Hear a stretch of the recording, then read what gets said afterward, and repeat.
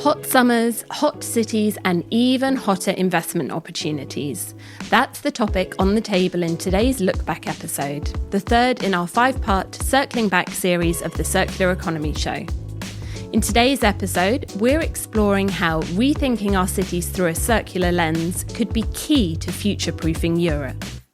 Listen in on Lou's conversation with Julia Okatz from Systemiq and Joss Bleriot, Executive Lead Policy and Institutions at the Ellen MacArthur Foundation, on how circular economy strategies can, by bringing nature back into our built environments, help us to adapt to extreme weather, cooling down cities, restoring green spaces and building resilience into every street, all while generating substantial economic, environmental and social benefits. Today, we're discussing the Foundation's latest report, Building Prosperity, Unlocking the Potential for a Nature-Positive Circular Economy for Europe. Now, the report, forthwith for the purposes of this podcast to be known as Building Prosperity, explores and illustrates the benefits of a nature and climate-positive circular economy within our cities and built environments. And joining me today to talk through its findings, I'm thrilled to welcome Julia Okatz, a director from Systemiq, the system change company, which did all the analysis and modelling for the report. A very big welcome, Julia. Thanks for joining us.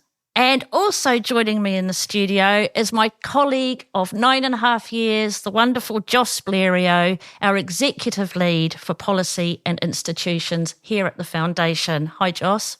Hi, Lou. It's been that long already. Yeah. Time flies when you're having fun. Exactly. Hi, Julia. Thanks for joining me, guys. So, Joss, let's just get straight in there. When we talk about a nature-positive circular economy, of course, we are referring to the third principle of the circular economy, regenerate nature. And this is probably because the more obvious examples pertain to, material circulation and, of course, designing out waste. So was it the report's idea to challenge this? Yeah, I'm not sure it was exactly about challenging it. It was really adding to the narrative and making sure that first we restated the economic opportunity of circular frameworks and then added a layer of focus when it comes to nature positive implications as well. Because as you rightly say, the most obvious strategies have focused first and foremost on materials management, and the Foundation has illustrated the material savings and the economic opportunities of those strategies. What has been a bit less obvious were the benefits of relying on fewer virgin materials, thereby leaving space for nature to thrive and making sure that we didn't overexploit and allowed natural systems to regenerate. And that was the idea with this report, was to say, let's look at this from a principle point of view and adapt it in concrete strategies, investable strategies in the built environment. Thank you. So, Julia, if I can turn to you. For most of us, when you hear the words nature positive, you immediately picture wildlands flourishing or regenerative agriculture. But this report, focuses on building biodiversity back into our cities and built environments. So what nature-enhancing strategies were identified as key? Thank you, Lou. So I think you're absolutely right that when we talk about nature, people tend to think about forests and wildlands and wildflowers. And obviously those are tremendously important. But there's another dimension that is more intrinsically linked with the built environment and cities. And that is important for other reasons. So they're also important for biodiversity reasons, but also for the direct, we call it nature-based solutions or ecosystem services that nature delivers to people. So it's really about the benefits between nature and people and society that we're looking at here. And obviously the built environment is a factor in harming nature, both indirectly through the materials they procure, but also more directly just the land that they use. This is less than other sectors, but it's still significant. very importantly, though, nature is a very important solution, right? And especially in hot summers and hot cities, nature within cities, and I'm talking about trees in cities, but also nature-based materials, can play an enormous role in making cities livable and more sociable and in total more future-proof. So we found that this link is really important to explore. And as you just said, there are some strategies that help us improve this relationship very significantly. You already spoke about 6 strategies, I believe. Well, anyways, the report talks about 6 strategies. That's not because we can only do 6 things. We can do, I think we found 60 things by asking amazing experts, reading all the reports I think there are on the topic, and many things we can do. But the point is that often when you have a long list of 60 things, you're a bit overwhelmed. As an investor, as a policymaker, you say, okay, starting 60 things at the same time really doesn't work for us. So we were thinking, okay, if we had to prioritize, what are 6 things we can start that make a significant change to the European, in this case, right, European built environment? So what we looked at in the end in more detail is 3 strategies, and of course they have flashy names because the Ellen MacArthur Foundation is very good at communications, and I think they ended up being named Revitalize, Maximize and Optimize. But what we mean by that is we revitalize assets that we already have to reduce the demand for new assets that then have the big risk of standing empty in the future. And that is very much about pre-used land, so land that we have already sealed or contaminated in a way and can reuse. And that is about reusing buildings that for one reason or another are underutilized. And I think many people have heard that, especially post-COVID, but also for many other market trends, especially office buildings in certain neighborhoods do not have the utilization anymore that they should have financially and from a sustainability point of view. And we can remodel, refurbish, reuse quite a few of them. Then we also have a lot of space in cities we can reuse for nature. So not only to be built on, as in the land, but for nature. We have many parking spots, for example, that are underused, or also spots that are called green spaces, but really aren't, that appears green on Google Maps, but really aren't green. We all know those, and many other bits and pieces. Often they're a bit smaller, and really reusing them strategically for nature places is quite impactful. And then there's the optimize bit, which maybe people think about more traditionally when they hear circular economy. So it's really about the building itself, the structure itself, and how we can optimize that. That is very much about efficiency in the layout and structures. So I'm not a structural engineer, but we've talked to many of them, and my big thanks to them. For example, Arup has been amazing in this journey. They obviously know very well what they're talking about when they say by putting an extra beam in the middle of your room, for example, you can save something like 20 to 30% of really hard to abate materials such as cement and steel. So that's really significant. Some people will say a beam in the middle of your room is really annoying. Some will say it's perfectly fine, actually, because it also makes the whole thing cheaper. So there's a lot of win-win in there. And of course, it's about reusing modules and materials in constructing and refurbishing buildings too. Well, thank you. And I'm so glad that you guys managed to narrow those down to just the 6 from 60. Joss, Europe has now led on circular economy policy for the past 10 years. We're entering a new cycle. There's a new commission team about to take office. Is this why the report focused on the EU? Yes, it is. But also from a pure economic and business perspective, it's important to see that European built environment is about 25 million jobs. It's roughly 10% of European GDP, and we could think that it's actually already pretty optimized and pretty high tech, which it is by certain regards, but we still consume 5.5 tons per capita on built environment and construction materials out of a total of 16 per head in Europe. So that over a third of our material footprint as European citizens lies in construction and built environment. So there's still a lot of optimization to be done. Now, to address the EU and the policy perspective, yes, Europe has led for the past 12 years on circular economy policy. We're with the second Circular Economy Action Plan at the moment. We also have seen very recently the nature restoration law come into force. And it's important to look at under the framework of the EU Green Deal, which tries to look at reconciling the economy with climate ambitions, but also reduction of pollution and wider nature goals, circular economy has a critical role to play. So we take a sector which is very impactful in terms of material consumption that can be optimized.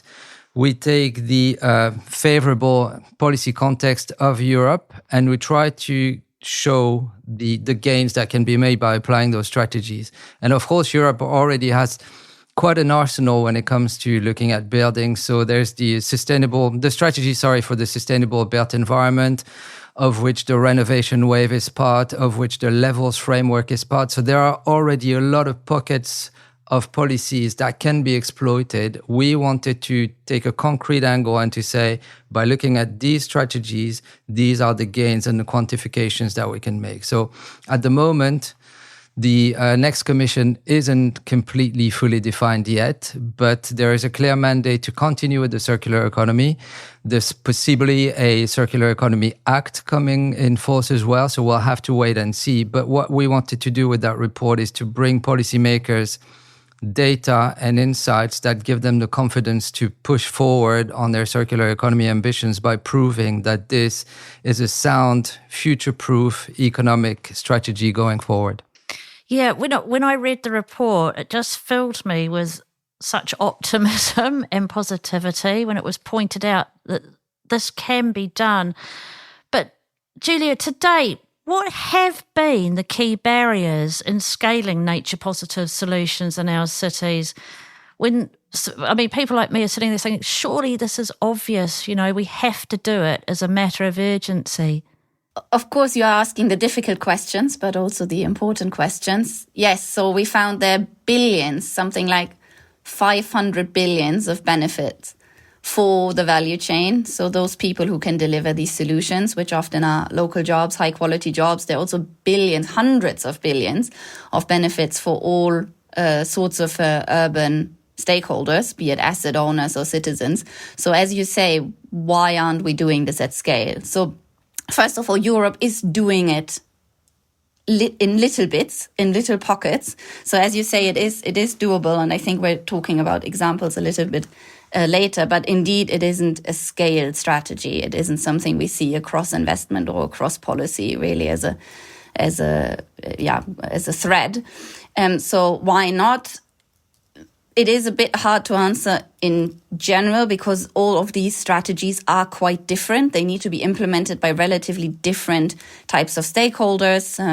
They are different in terms of costs, in terms of investment timelines, and so on. So I think really when you want to go deep into it, you should be looking at these levers a little bit more in specifically. However, when we talk about, for example, the revitalizing nature in cities and also revitalizing brownfields as one of the strategy that really has one of the biggest benefits. We see that there's still problems between decision making and really understanding the strategy. There are problems of valuing, there are problems of capturing the value. So what we would probably call overall as sort of market failures.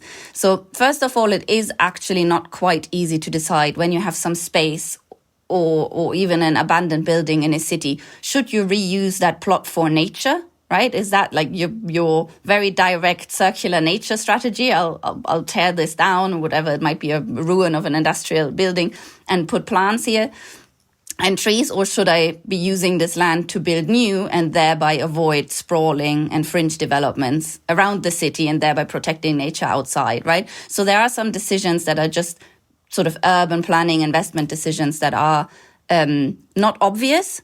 And usually the answer is, of course, it's neither one nor the other. It's a balance of both.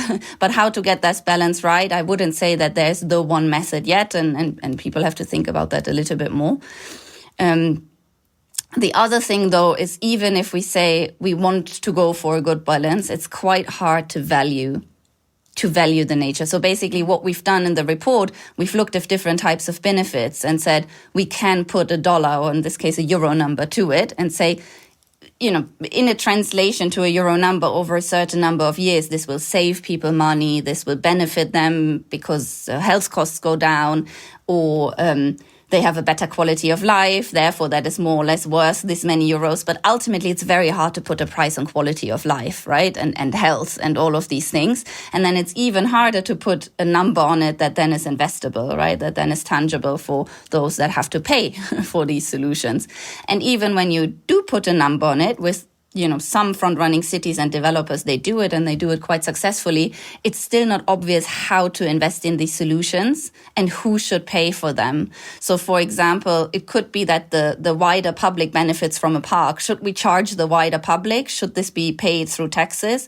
Or should it be a smaller public that really lives closer to the park, right? And maybe is more high income, and that is where we capture the value. So they're real questions, both practical but also normative, in terms of who benefits most and who should we sort of capture that value from. And when you guys talk about stakeholders, it's across the board, isn't it? It's everyone's involved, business, policymakers, the public. Everyone has a stake in it and how it works and how it comes about. Well, everyone does for sure. But one thing pertaining to the barriers that you were asking about is the system is still optimized for linear material flows, linear thinking. So all the underlying economics are actually about throughput, about volume, about consumption. So if we're going to change the models of modular buildings that perhaps change ownership, change purpose, who captures the value? How is that accounted for in simple accountancy terms as well? So it's about making the economics work for that new system. And I'll refer you back to the Universal Circular Economy Policy Goals of the Foundation that we published 3 or 4 years ago. It's about really looking at the current economic system being hardwired for and by linearity that we also have to challenge. And that's when it becomes difficult, because we're talking about fiscal policy in some cases. We're talking about ownership models that are not really understood by stakeholders, whether they are finance companies or insurance companies. Then that takes a bit of time. Yeah. So let's end this on a really positive note. What examples from both of you of a nature and climate positive initiative have you seen already being successfully mobilised in Europe? Well, I think the most visible ones are the ones that show the transition between the old economy as we know it and all the big industrial sites that actually don't really have a purpose anymore, because we moved on from highly centralized big projects like gas works, train depots that perhaps were too big. And you see that across Europe, some pretty cool actually conversions of those sites. And there's a company that I can mention called Jinko based in Switzerland, and they do that in France, in Italy, in Spain and Portugal. They take those assets, industrial assets, that were rendered obsolete and turn them into either commercial or residential properties. They're in the process of doing that over 1 million square kilometers. And it shows actually that there's a lot of business opportunity in this, because already the company has returned 3 times the equity that was invested in it. And the beauty of all that is the built environment is really cross-sector. Whether you produce jewelry or you sell data, you have a built environment footprint. So this report and the opportunities are not only directed at the construction sector. Everybody can implement a bit of the strategies that we highlight. Thank you. Have you got anything to add to that, Julia, or are you with Joss on Jinko? I'm absolutely with Joss on Jinko and also a few others that do amazing work here. I think what's interesting about these examples is that we see that a lot of the strategies that we analyzed, even though they are quite different, in the end, it's often the same players that implement them together. And really, when you implement them together, they seem to cross-fertilize or support each other. So take, for example, we revitalize a whole industrial area. Yes, you can do that for property. And then, yes, you can do it in a more circular way, because you're revitalizing something. That means you have some old soil or some old buildings that you can then reuse. And it's at scale, so you can reuse it a little bit more flexibly, right? You can You can say, this stone fits best for X structure, and because I have a diverse development, I can reuse that better. That is much easier, not to say it's easy, but easier than in smaller scale developments, right? Because then probably what you had before doesn't fit your new piece. Same for nature, right? If you have that space and that scale and that integrated thinking, and you integrate a park, and indeed, Cinco, again, they do a lot of nature restoration on their sites too, you can actually capture some financial value from that because you also own or develop the real estate around it, right? So it's a bit easier to connect the value of these things. So I think it's quite important to look for examples and inspiration that think through these strategies in an integrated way. And the beauty of it that we do have these examples, not only in the private field, also in the public. So I think it's important also to underline that some cities are doing incredible work with this. So Copenhagen, for example, or Ljubljana. And I think one that we should always mention that is not in Europe, but it's just the poster child and the star of this, which is Medellin in Colombia, which has done really impressive work on this front. And I think when we look at these examples, as you said, Lou, we should hopefully be inspired to see that it's possible and that we can adopt it at scale. Well, I've definitely been inspired. And to anyone out there or whoever is listening, read the report because it is so positive and it is such a great way forward. And Joss, Julia, thank you so much for joining me today and taking us through it. Really appreciate it. Thanks, Lou, and thanks to the whole Systemiq team. It was really a pleasure to work with you guys with this on this again. From Paris to Berlin and cities across the continent, Europe's urban centres are feeling the effects of heat domes and climate stress. But as we've just heard there, the circular economy offers a powerful, nature-positive way forward. These are more than just climate strategies, they're economic opportunities. Circular solutions are hot to go for businesses, governments, and investors alike. Hope you're enjoying the series so far. Don't forget to leave a review or tag us on social. We'd love to hear what's resonating. And I'll see you next time when we head east to explore how China is bringing circular strategies into climate action.